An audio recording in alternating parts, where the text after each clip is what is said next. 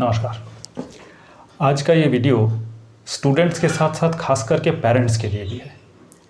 उन पेरेंट्स के लिए जो अपने बच्चों के करियर, उनके शिक्षा को लेकर काफ़ी चिंतित रहते हैं और रहना भी चाहिए। इसलिए इस वीडियो को पूरी तरह से, अच्छी तरह से देखिएगा, स्किप मत कीजिएगा। सबसे पहले मैं बता दूं, मैं एक कोचिंग सेंटर संचालक हूं। इसलिए मुझे शिक्षा क्षेत्र में जितने भी लूप होल हैं, अच्छी बुरी बातें, कहाँ क्या गड़बड़ है, कहाँ क्या अच्छे हैं, मुझे सब पता है। मैं हवा में बात नहीं करता, ठीक है। इसीलिए आज मैंने ये वीडियो खास करके बनाया है। ये वीडियो आपको कुछ ऐसी बातों की जानकारी देगा जो शायद आप नहीं जानते थे, जो आपको आज जाननी चाहिए। देखिए, सभी पेरेंट्स अपने बच्चों की शिक्षा की बहुत अच्छी तैयारी करते हैं, बहुत अच्छा प्रयास करते हैं, अपने हिसाब से बहुत अच्छा प्रयास करते हैं। वो जो सकते हैं वो प्राइवेट स्कूल्स में देते हैं, महंगी बुक्स खरीद के देते हैं, ट्यूशन फ़ी दे रहे हैं, और हो सकता है अगर पॉसिबल हो तो लगभग हर सब्जेक्ट की ट्यूशन्स लगा के देते हैं, बस इस उम्मीद के साथ कि बच्चा रिज़ल्ट अच्छा करे। बट सोचिए, कैसा लगता है इतना कुछ करने के बाद भी अगर रिज़ल्ट ख़राब आता हो तो? बहुत बुरा लगता है ना? लगना भी चाहिए। एक तरफ से आपने इन्वेस्टमेंट किया है, रिज़ल्ट कुछ नहीं मिला, रिज़ल्ट ख़राब आया। अब रिज़ल्ट ख़राब आना मतलब यानी मार्क्स कम आना, वही होता है, आज यही समझते हैं हम लोग। अब जैसे ही रिज़ल्ट ख़राब आता है या मार्क्स ख़राब आता है तो हर एक का अपना अपना तर्क होता है। सबसे पहले अगर हम लोग पेरेंट्स को लें तो पेरेंट्स का तर्क सबसे पहला उंगली उठता है स्टूडेंट्स पे। तुम पढ़ते नहीं हो, तुम्हारे पीछे इतना खर्च कर रहे हैं हम लोग, ट्यूटर लगा दिया है, ये लगा दिया, फिर भी तुम अच्छा नंबर नहीं लाते हो, ठीक है। दूसरी उंगली उठती है ट्यूटर पे, ठीक नहीं पढ़ाते हैं, कैसा पढ़ाते हैं, हमारे बच्चे उन्नति ही नहीं कर रहे, प्रोग्रेस ही नहीं कर रहे हैं। अब आइए स्टूडेंट के पास। स्टूडेंट का अपना तर्क है। उनका सबसे पहला तर्क होगा, इतना लोड है पढ़ाई का, कब पूरा करे समझ में नहीं आता, पढ़ने का टाइम ही नहीं मिलता। दूसरी उंगली उठाएंगे अपने टीचर पे, ये क्या पढ़ाते हैं हमें समझ में नहीं आता। ये बहुत बड़ा तर्क है, समझ लीजिए। ये जब स्टूडेंट कह देता है कि टीचर क्या पढ़ाते हैं मुझे समझ में नहीं आता, ये ब्रह्मास्त्र है, उसके आगे कोई तर्क नहीं काम करता। अब चले आइए स्कूल टीचर्स के पास। अब स्कूल टीचर का अपना अलग तर्क है।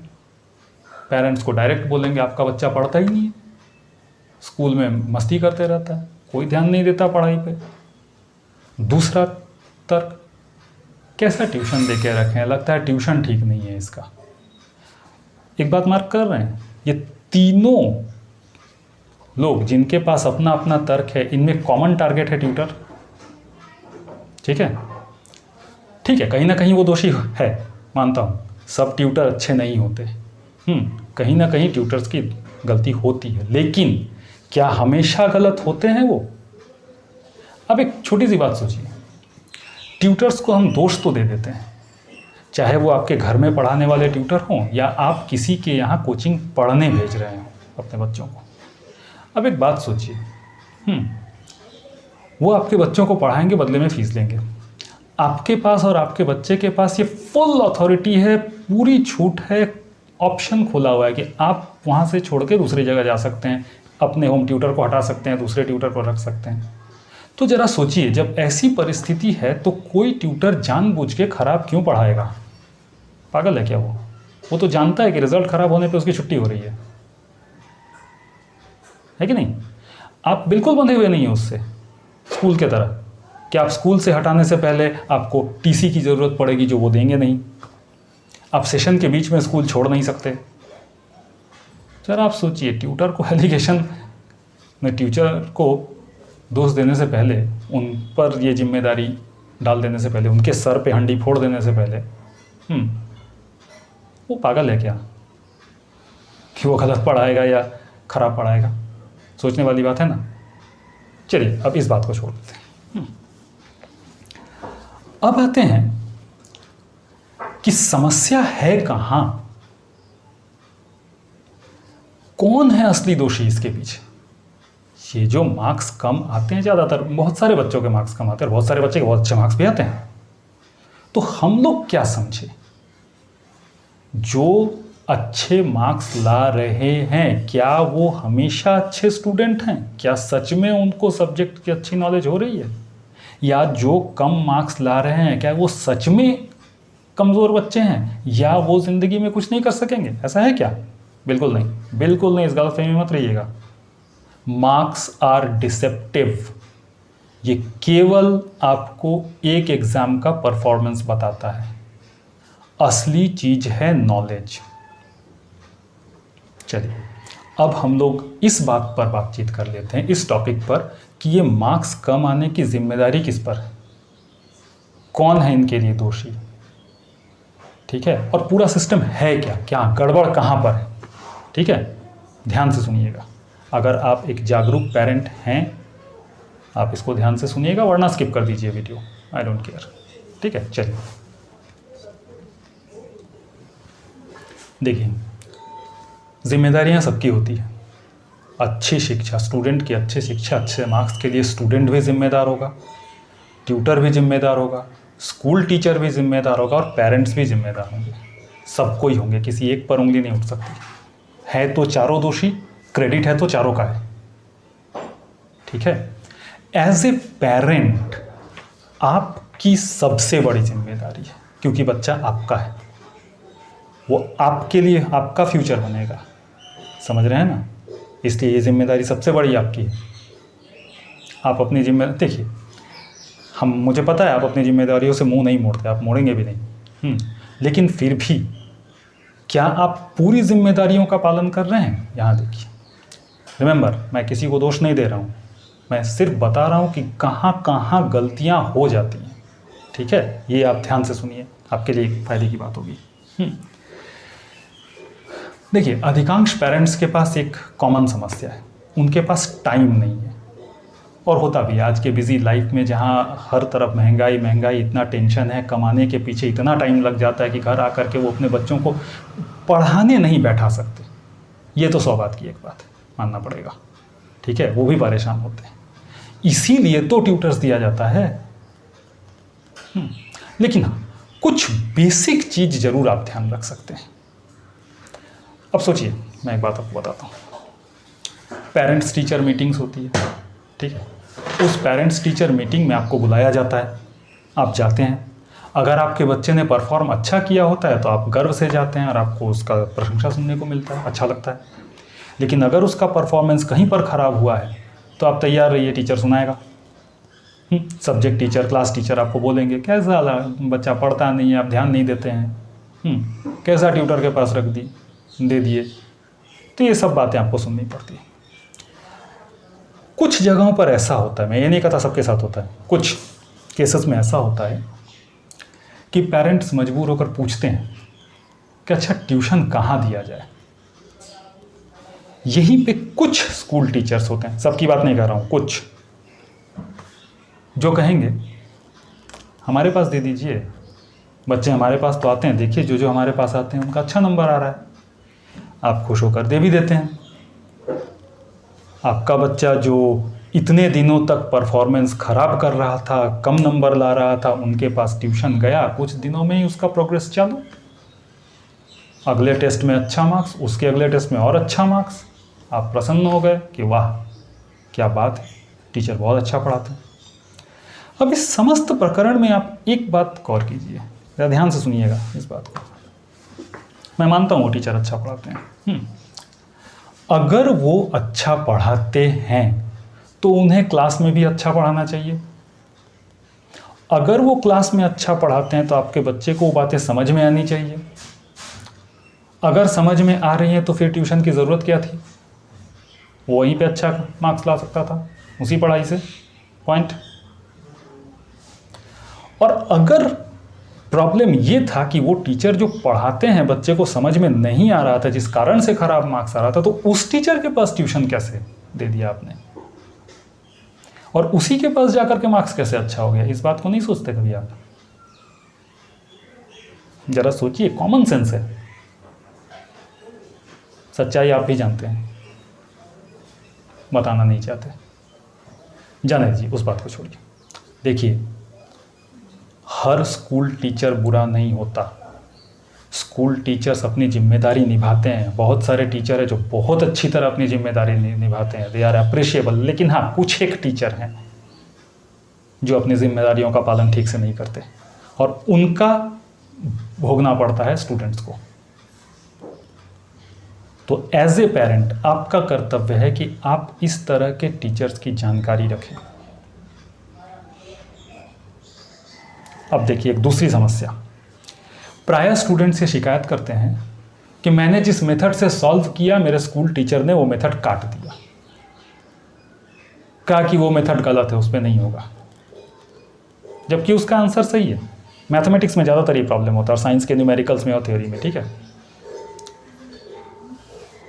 अब सोचिए ऑल्टरनेटिव मेथड भी होता है एक सम को बनाने का, टीचर क्यों एक्सेप्ट नहीं कर रहा है ये?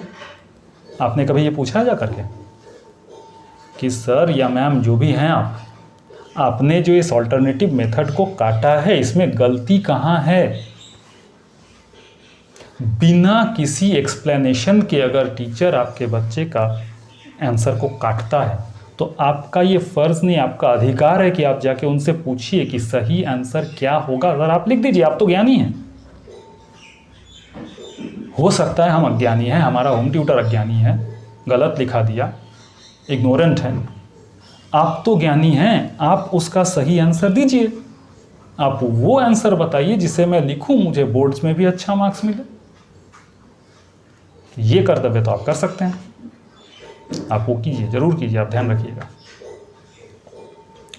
तीसरा पॉइंट देखिएगा, स्कूल्स में ज़्यादातर समय project work, homework, copy complete करना। देखिए हमारे एरिया के स्कूल्स में तो यही प्रॉब्लम है।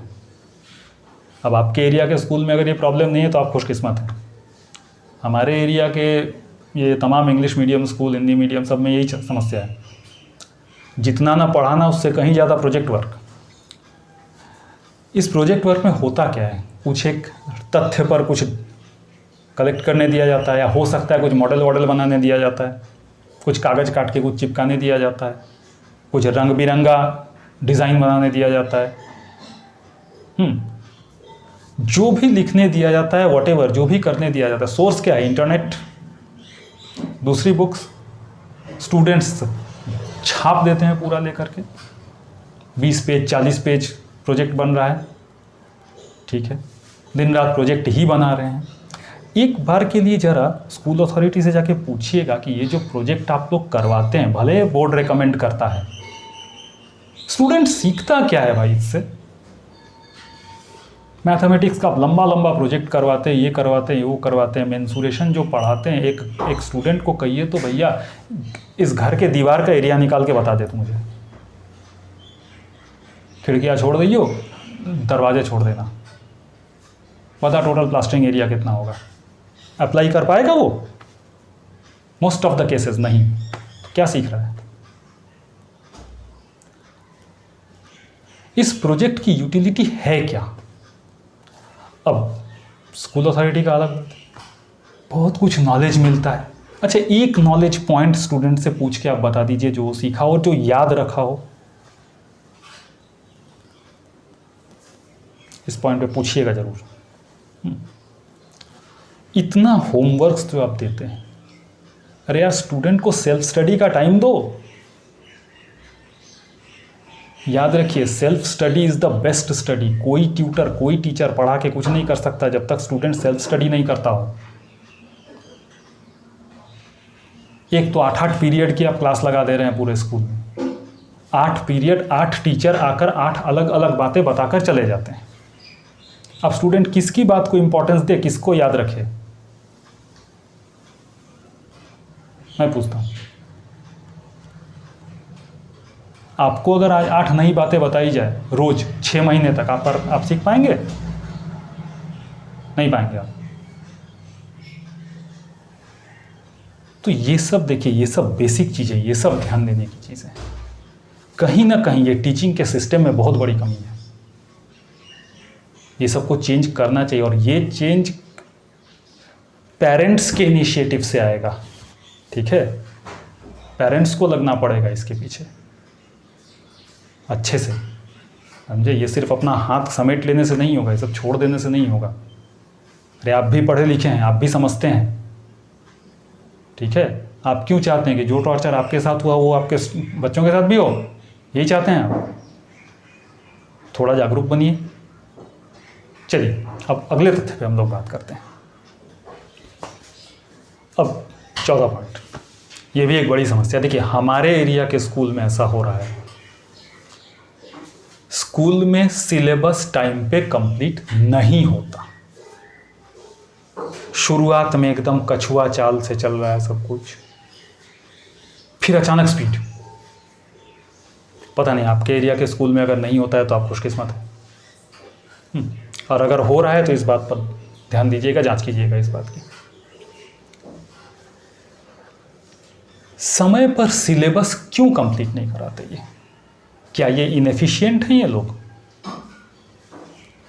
8 पीरियड आपको मिलता है, उसमें आप सिलेबस कंप्लीट नहीं कराते। एक ट्यूटर 1 घंटा डेली क्लास लेकर, वो भी वीक में शायद 3 दिन या कोई 6 दिन, पूरा कोर्स कंप्लीट कराता है, अपने सब्जेक्ट का नोट्स भी देता है और एग्ज़ाम का प्रिपरेशन भी करा देता है।